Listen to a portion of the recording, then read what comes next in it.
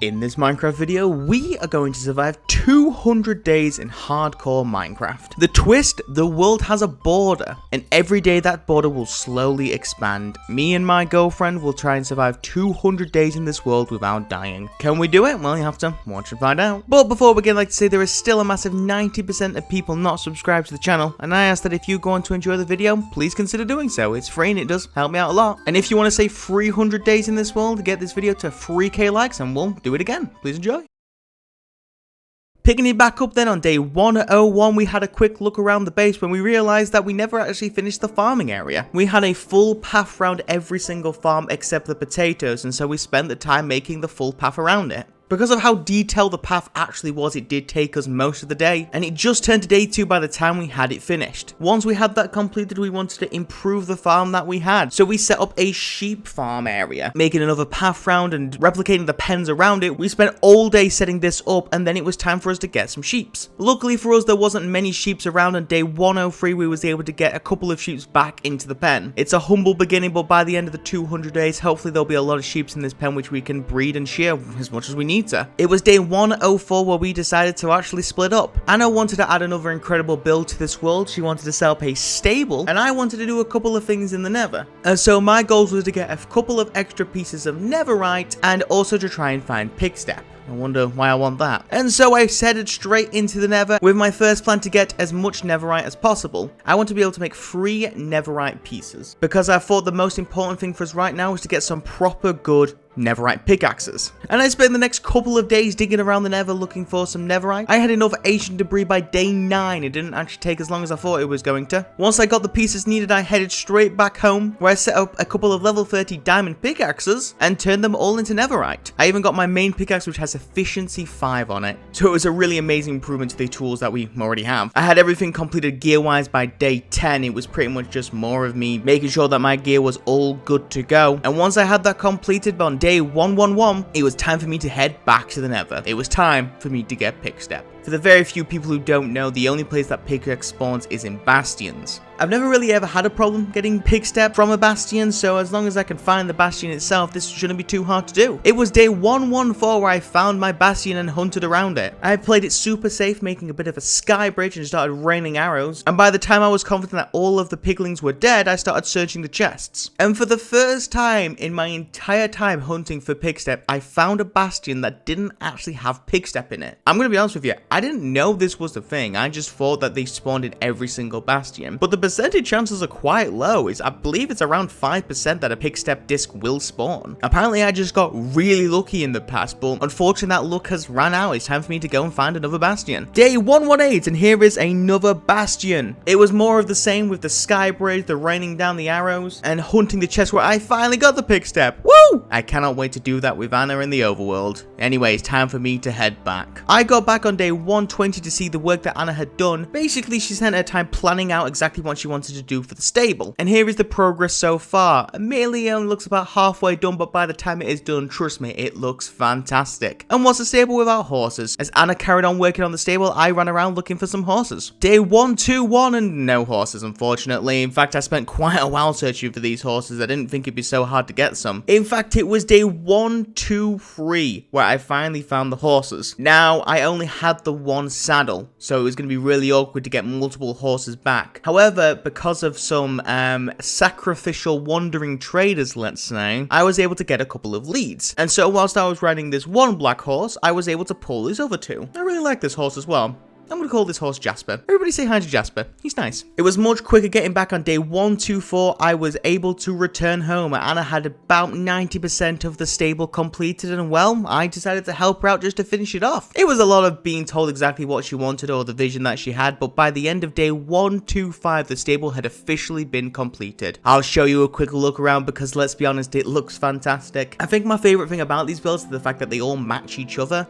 There's a lot of times where I'll build in Minecraft, but the builds won't match each other. This looks like a proper nice village. We got the horses into their stables as well. I don't really care about the other horses, but obviously Jasper being my main horse. One day I promise to get you a name tag, my friend. The question is, how do I spell Jasper? Is it J or a G? Pretty sure it's a J. I'm gonna Google it before I do it. Now that the stable was completed, there was one little task that needed to be done. In the center of the stable, we decided to set up a storage area. And so we spent our time sorting through some chests, which took the rest of day 125 and the rest of day 126. It also took a lot of day 126. In fact, it took a very long time. If I was to ever improve my skills in Minecraft when it comes to 100 days, I think it would be this little bit. Just making sure I do storage nice and early. Because this took all the way until day 129 to actually complete the chests themselves. I'll be honest with you, it's much nicer to have the chests sorted, but man, I need to learn to do this properly. This is silly. After that, on day 130, we decided to explore the world a little bit. One of the main things Anna wanted was dark oak, and we just never had it. Unfortunately, I had a bit of corrupted footage here, so I can't really show you the journey between here and the dark oak forest. But this was day 138 by the time we had actually found the dark oak forest. Honestly, this was quite an uneventful journey anyway, but it was kind of disappointing that I can't show you little clips of our highlighted journey. You just have to trust me when I say that the footage was lost and that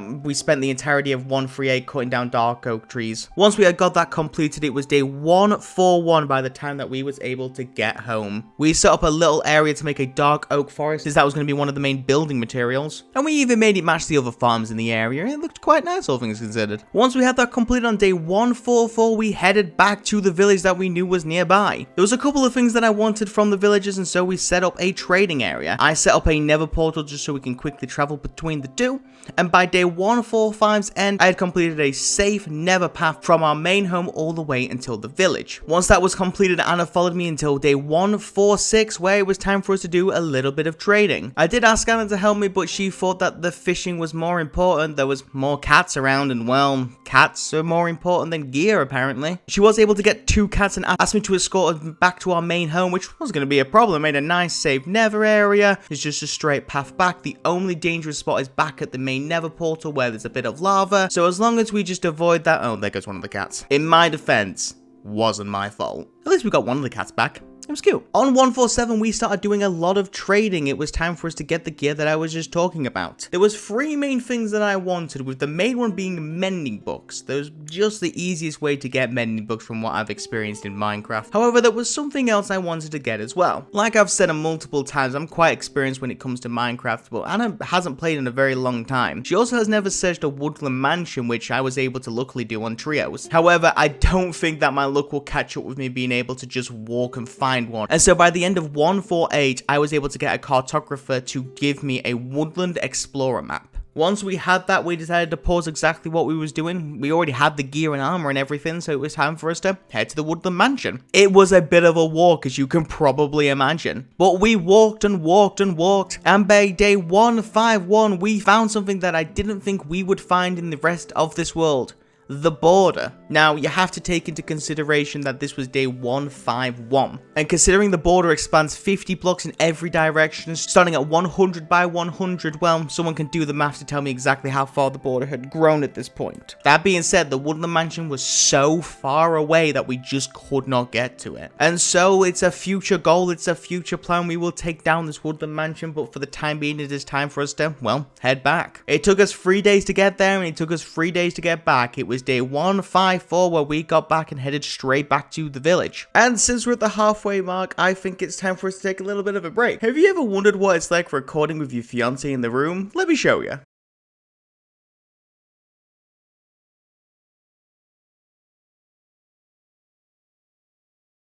Also an Enderman.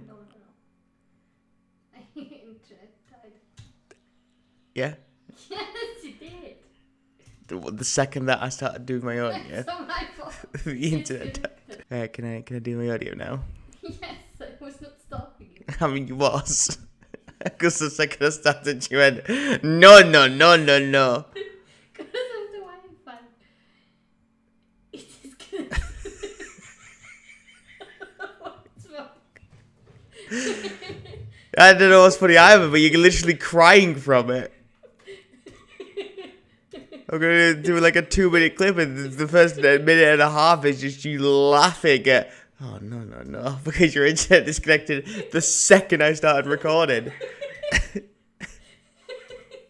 I even had a build-up of me coughing and being like, okay, warming up my voice. You make it sound like I did it on purpose. I mean, you may as well have done.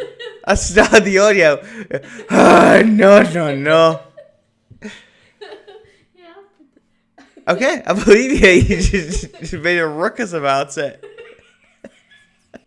Okay, I'm done. You're not, though. You're not even close. So you done? God, I wasn't even looking at you. My stomach hurts. I literally was looking. Are you done? Yes, I'm done. I looked down to stop the recording. You just burst out laughing over nothing.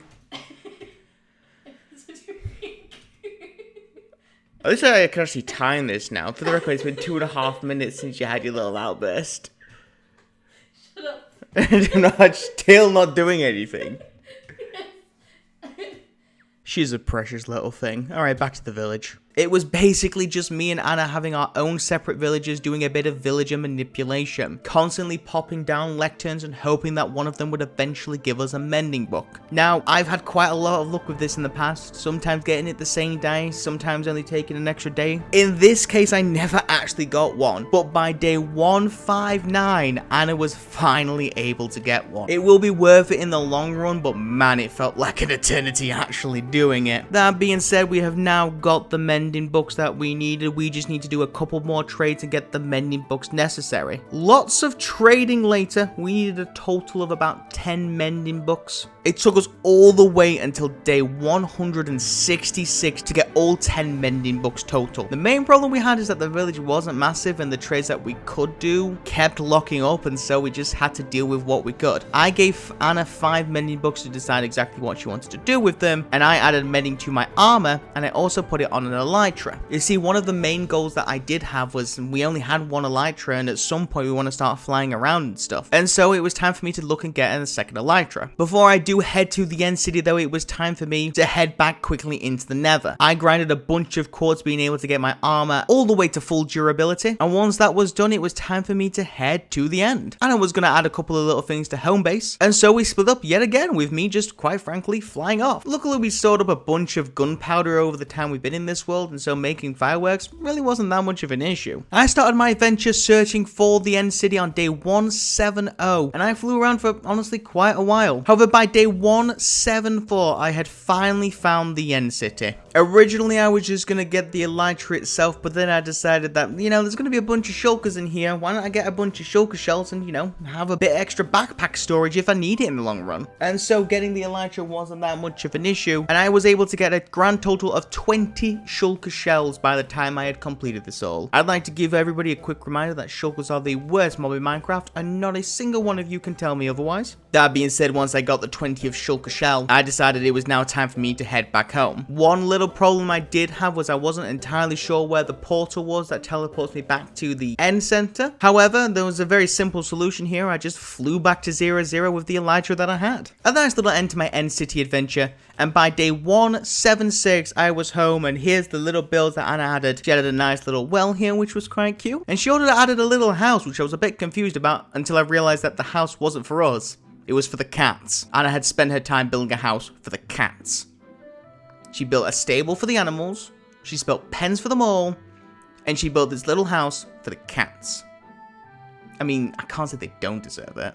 Once I had resettled into home by day 177, we decided to go caving again. One thing we didn't have was diamonds. Surprisingly, we had used them all in the time that we've been here, so it was time for us to go get some more. Lots of caving later, I had grabbed a grand total of 57 diamonds. Fortune free is way too good. I think I only mined about 30 diamonds as well, so I think I got double the amount that I probably mined. Unfortunately, I didn't keep count on how many diamonds I mined, but it was about 30. I also found a spawner at the top of a ravine which had 2 name tags in. Jasper, my friend, oh, you're gonna actually have a name. This is gonna be cute. We had completed our cave-in by day 182, and it was by day 183 that we headed home. My black stallion Jasper had officially got his name. I decided that J was better than G.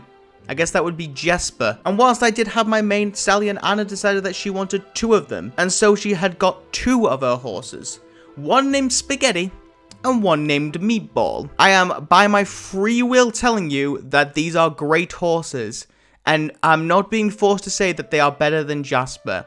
Spaghetti and Meatball are the best horses in Minecraft history ever, and no one is forcing me to say that whatsoever. Well, we had got the diamonds, we got the elytra, we added some cool little builds to the world. There's only really one more thing we need to do to make sure this world is good as it can be, and that's to make up an auto smelter. I looked at a few designs and decided the best way to go about it was actually to get some bamboo and use that to make an automatic cooker. And so we went searching for a jungle. Luckily, we knew where a jungle was from our adventures, going to the border looking for the woodland mansion. The only problem is it was quite far away, so we had to get walking. It didn't help when we got lost, but I blame Anna for that one. By day 189, we had found the jungle. We got a bunch of bamboo and then headed straight back. 191 was a lot of just standing around, to be honest with you. Me and Anna was watching a tutorial on exactly how to do this, and we got a little bit confused, to be honest with you. This probably should have taken us about a day or two, and then we could have the final few days to do whatever we needed to. But I'm going to be 100% honest with you. It took a lot longer than it should have.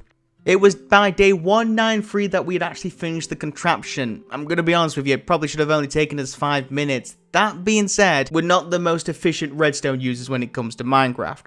Now it's completed, we could just leave it as it is, or, and I'll quote Anna here, we could make it look super pretty. And so we spent the next 6 days making it look super pretty. I'm going to be honest, it does look nice, but the question remains, was it worth spending 6 days doing it? I'll let you guys decide. Wow, I really struggled to say that. I'll let you guys decide. And well, we was basically done at this point. We only had a day or two left, and so I decided to have a little bit of a cute ending. I set up a little picnic area on the top of the sand hill nearby, just as Anna was finishing off the little touches to the actual cooker itself. And by the night of day 199, I took her up there and we had a little bit of a picnic. I know, a cute little Minecraft day, aren't we nerds? We watched the sunset one last time, took a nice little nap, and we had survived 200 days in hardcore Minecraft expanding world. Thanks for watching.